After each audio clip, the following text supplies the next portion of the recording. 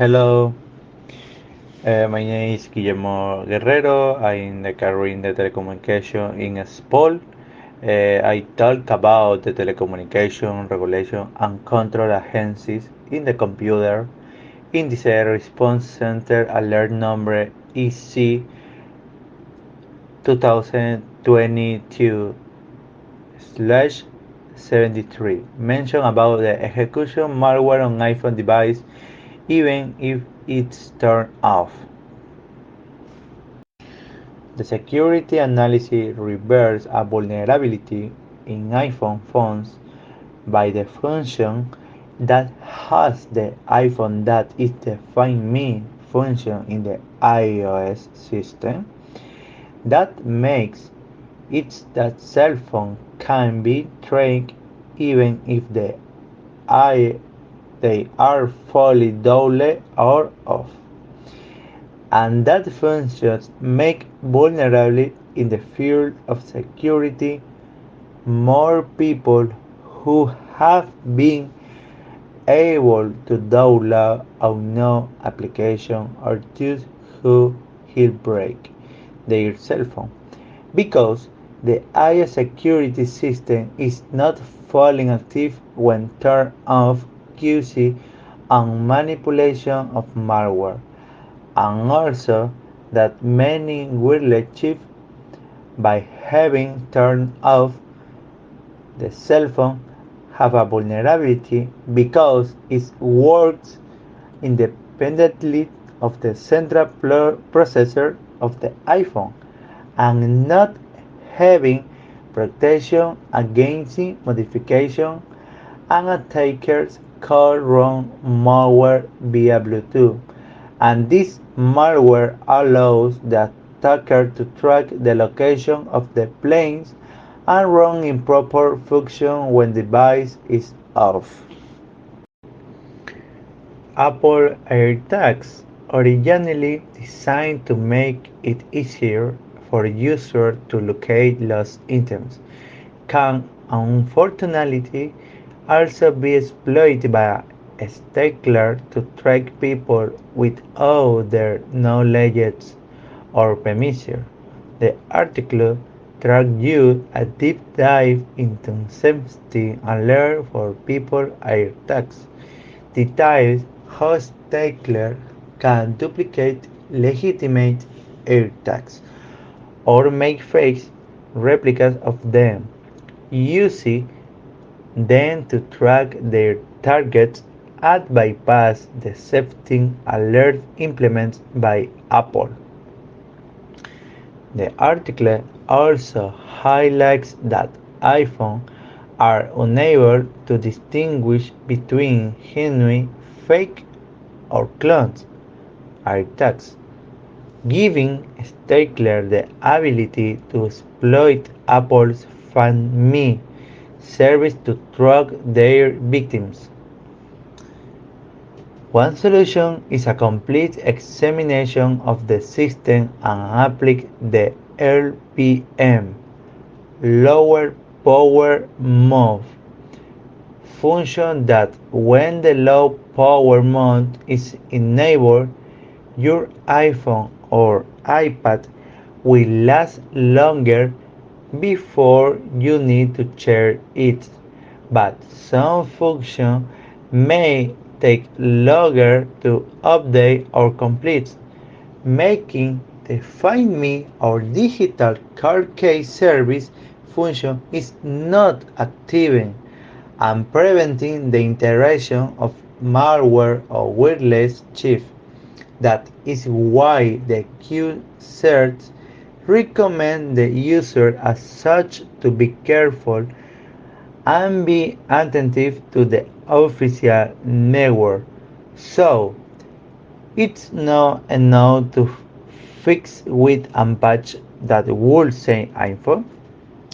Another possible solution to highlight is the one mentioned by the article Blind Mine, an improved cryptography protocol to prevent stalking in Apple Find Me My Network. which purpose to use a key of advanced protection called Blind Me to stop malicious tracking in Apple Find Me function.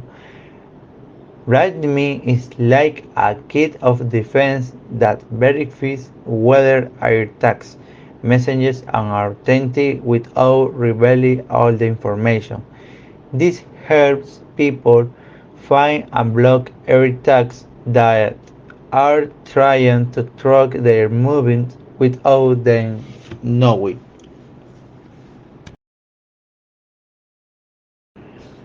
But blaming doesn't stop there.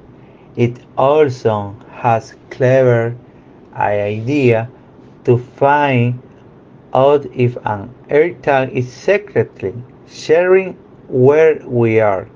From this, people can know if an AirTag is trying to tell where we are without waiting it to.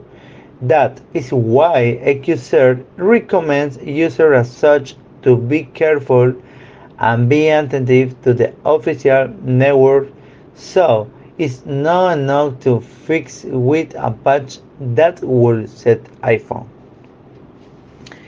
The unique value of the present solution is justified by highlighting the research ability to identify a vulnerability in iPhone device that allows malware execution even when the devices are turned off. This vulnerability is the weirdly chip remains active in low power sleep mode. While this attack is primarily speculative, the focus on the Bluetooth chip creates a new area, the vulnerability that cannot be fixed with a simple patch. As opposed at hardware, the importance of this research is to highlight the need to improve machine security and increase user security against potential security vulnerability. Confers the importance of applying this vulnerability to protect device and personal information. Benefits is about this solution. Modifies current Bluetooth chip to avoid the security risks described in the article would involve a number of them and technical considerations. Here is a step-by-step approach. Number 1. Digital signature implementation. Introduce digital signature mechanisms into the Bluetooth chip design. This would imply that the firmware and software running on the chip are digitally signed and verified before execution. This would help prevent unauthorized modification. Disadvantage: the testing time for it to reach the commercial market will be approximately 6 years based on the reading because first tests are carried out in the small focus groups, possibly error of the boot hardware, chief in which the modifications are made, and the software cryptography algorithm used to perform the signature. Generation of cryptography keys. A suite level cryptography algorithm such as RSA or ACC elliptic curve cryptography is selected for the generation of public and private key pairs. And key pair is generate a private key to be kept in a secure environment and a public key to be embedded in the chip. 2 point. Public key integration. the public key is integrated into the Bluetooth chip designed during the manufacturing process. This key will be used to verify the digital signature of firmware and software files. 3 point. Firmware and software signings. During the development process, the firmware and software manufacturers will generate a digital signature using the private key. This involves hashing the files and encrypting the hash with the private key. 4 points. Storage of digital signature. A secure database is created inside the chip to store the digital signature of firmware and software files. Signatures should be organized in such a way that they can be easily associated with corresponding files. Security boot process. 5 points. When the Bluetooth chip boots, initially a security boot process that verifies the integrity and authenticity of the firmware and software before allowing it to run.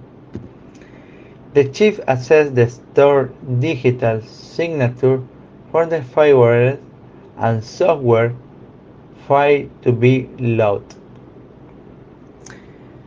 6 point. Verification of digital signature.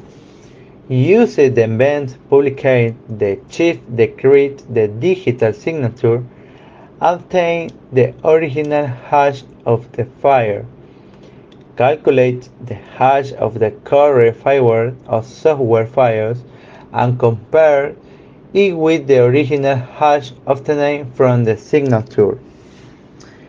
If the hashes match, the signature is valid and the file has not been modified since the signature was generated. Letter 7 points.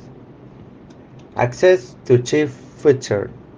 If the digital signature verification is successful, the chip allows the firmware or software to run and access the Bluetooth chip functionalities. 8 point. Error and alert management. If a signature fails, the chip must take steps to protect itself. This may include blocking access to critical functions or alerting the user to possibility firmware or software tampering. Update and patches. When updating or patching the firmware or software, the digital signature generation and verification process must be repeated to ensure the integrity of the new version. Audit and continuous supervision.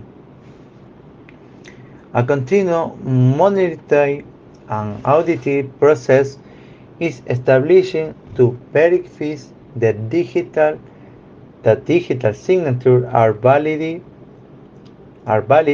and that the integrity of firmware and software file has not been compromised.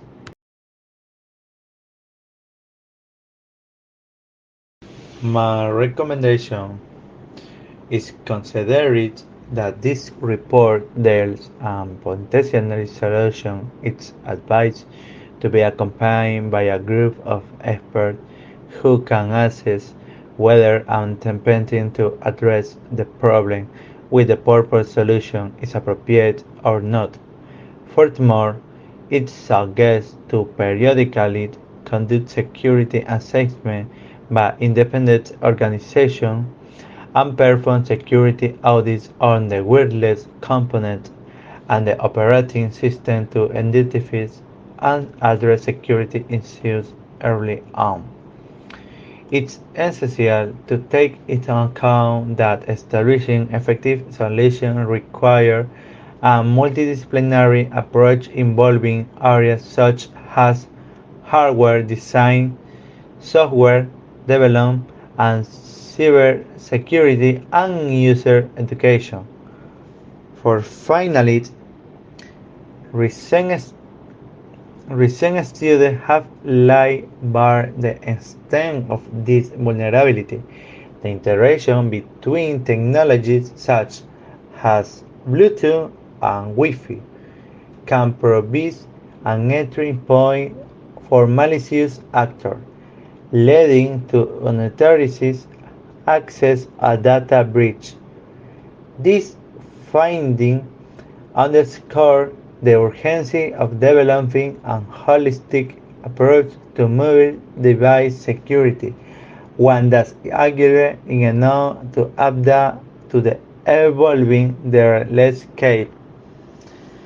To thoroughly comprehend the gravity of this vulnerability, well dissects a real-world case study. The vulnerability in iPhone and 5 feature this functionality designed to locate the lost device. Inadvertently opens a Pandora box of security concerns. The ability to manipulate the Bluetooth chip and introduce malicious software during low power state reveals a vulnerability that transcended software update. Thank you so much. Thank you, teacher. Thank you, the people in YouTube. Thank you so much.